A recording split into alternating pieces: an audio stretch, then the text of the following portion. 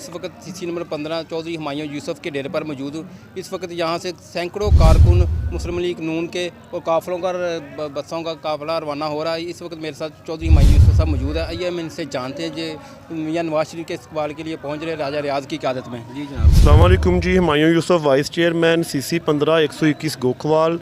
आज हम राजा रियाज Ahmad MNA NA 110 के साथ मियां नवाज शरीफ साहब का इस्तकबाल करने के लिए लाहौर जा रहे हैं।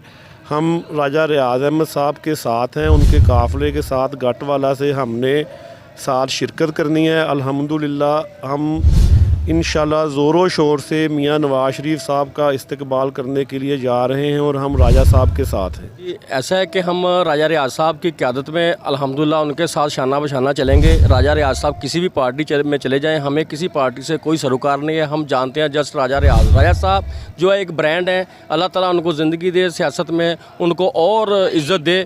वो एक अच्छे इंसान है, ठीक है, इसलिए हम उनके साथ हैं। हम किसी पार्टी को सपोर्ट नहीं करते, हम राजा साहब को सपोर्ट करते हैं। जी, इनका बिल्कुल इसी तरह कहना है कि हम राजा रियाज अहमद के साथ हैं।